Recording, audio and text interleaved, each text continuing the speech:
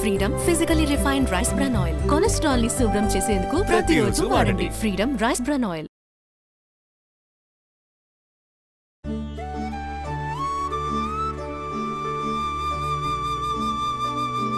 Welcome to Suman TV. Simple గా పన్నీర్ కూర చేసుకుందామండి. మనం హోటళ్లలో అక్కడ కడాయి పన్నీర్ తింటూ ఉంటాం. ఇంట్లో కూడా పన్నీర్ చేసుకోవచ్చు. మామూలు జనరల్ క్యాప్సికమ్ కూరలో టమాటా ఉల్లిపాయ కూర చేస్తాము, టమాటా ములక్కాడ ఆ కూరలో మనం పన్నీర్ వేసుకోవచ్చు. ఎక్కువ హెల్దీ అని చెప్తారు, చాలా మంచిది ఆరోగ్యానికి. కానీ హోమ్ మేడ్ అయితే మరీ మంచిది. ఈ పన్నీర్లో కూడా సోయా పన్నీర్ అయితే ఆడవాళ్ళకి ఆరోగ్యానికి చాలా మంచిది అని చెప్తారు. తోఫు అని దొరుకుతుంది, అది కూడా మనం చేసుకోవచ్చట. నేను ఇది చేస్తా కానీ అది ఎప్పుడు ట్రై చేయలేదు. సింపుల్గా ఈజీగా చేద్దాం. ఇది మా అబ్బాయిది ఈ రెసిపీ, తను చేసుకుంటాడు. కొంచెం ఆయిల్ వేసి ఈ ఉల్లిపాయలను ఏం చేయాలంటే సగం 4 పక్షాలు చేశాక ఈ వెనక భాగాల్ని పెద్ద పెద్దగా రేఖలు ఉంటాయి కదా, వాటిని తీసి పక్కకు పెట్టుకోవాలి. ఇవి కూరలో వేసుకుంటాం అనమాట. ఒకసారి వేయించి తీసేస్తాం. ఈ రేఖలుగా తరిగిన ఉల్లిపాయల్ని వేయించేద్దాం మొదట.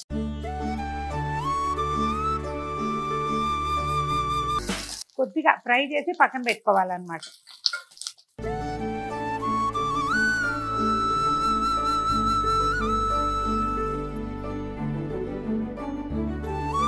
వేగిపోయిన ఉల్లిపాయ ముక్కలను తీసేస్తున్నాను.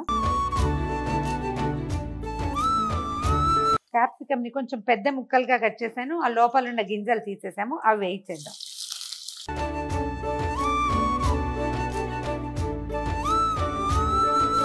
క్యాప్సికమ్ వేగిపోయింది, తీసేస్తున్నాను. పన్నీర్ని చిన్న సైజు క్యూబ్స్గా, మరీ పెద్ద పెద్దవి కాదు, చిన్నవి కాదు, వీటిని కూడా ఒకసారి వేయించేద్దాం.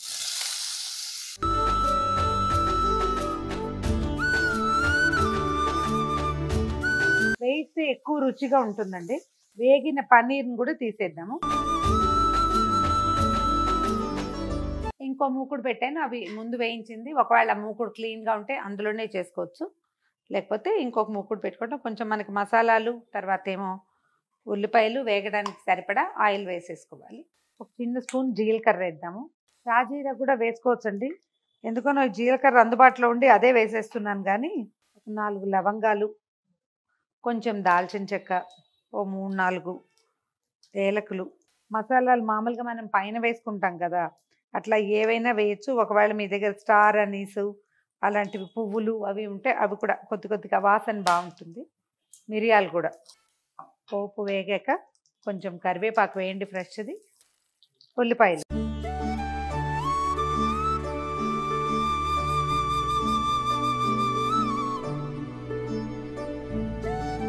ఒక చిటికెడు పసుపు, కొద్దిగా ఉప్పు వేసి వేగనిద్దాం. కొద్దిగా అల్లం వెల్లుల్లి పేస్ట్ వేద్దాము.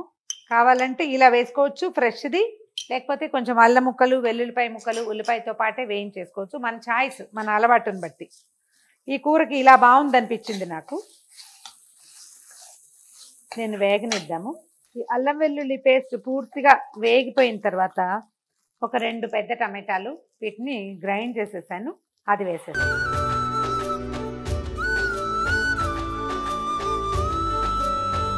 ఇదే మనకి గ్రేవీ లాగా అవుతుందన్నమాట కూరలోకి. ధనియాల పొడి ఉంటే వేసుకోవచ్చండి. గరం మసాలా పౌడర్ ఉంటే అదైనా వేసుకోవచ్చు. కొంచెం ధనియాల పొడి, కొంచెం గరం మసాలా పొడి, కాస్త జీలకర్ర పొడి అవి కూడా వేసుకోవచ్చు. మన దగ్గర ఏముంటే అవి వేసుకోవచ్చు, లేకపోయినా పర్వాలేదు. కొంచెం గట్టి పెరుగు వేసేద్దాము. ఇది ఈ కూరలోకి రుచి తెచ్చేది ఇదే అన్నమాట. ఇదేంటంటే టమాటాలు బాగా మగ్గాలి, టమాటాలో ఉన్న పచ్చి పోతే రుచి బాగుంటుంది. పెరుగుని బాగా ఉడకనివ్వండి.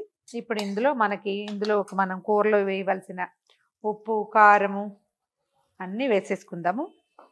గరం మసాలా వేసాం కదా, ఉప్పు కారం వేసేసి ఓ 2-3 పచ్చిమిర్చి కూడా వేసుకోవచ్చండి. నేను మర్చిపోయాను, కానీ యాక్చువల్గా మనం ఉల్లిపాయలును క్యాప్సికమ్ వేస్తాం చూడండి, అప్పుడే ఒక 3-4 పచ్చిమిరపకాయలు కొంచెం చీలికలు చేసి వేయించేసి చివరికి కూరలో యాడ్ చేసుకుంటే కలర్ఫుల్గా ఉంటుంది, రుచి బాగుంటుంది.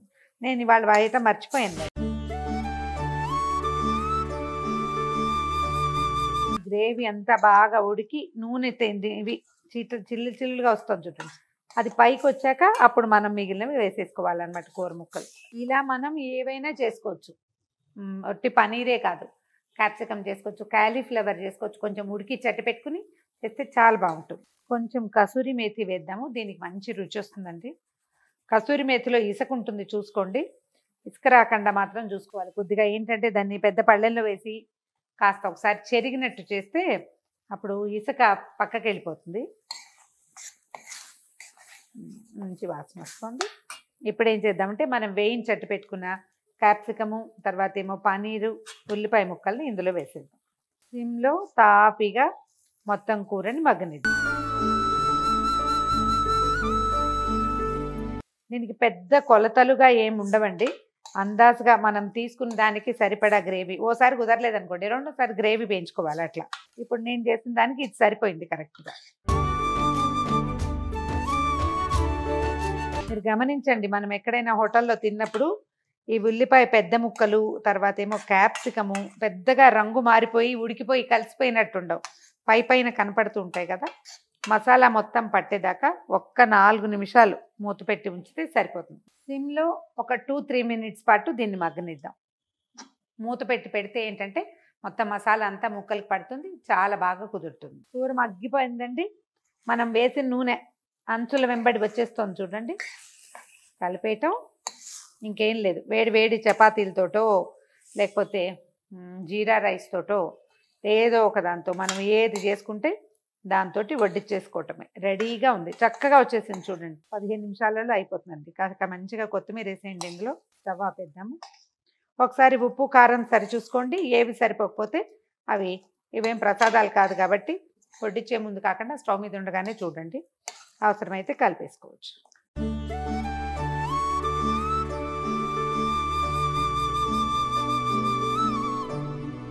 సింపుల్ పనీర్ అండ్ క్యాప్సికమ్ ఈజీగా అయిపోతుంది, ట్రై చేసి చూడండి. ఈ వీడియో కనుక మీకు నచ్చినట్లయితే లైక్ చేయండి, షేర్ చేయండి.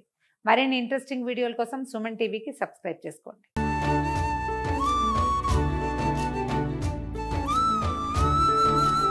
సుమన్ టీవీలో మీ పర్సనల్ అండ్ బిజినెస్ ప్రమోషన్స్ కోసం కింది నెంబర్కి కాంటాక్ట్ చేయండి.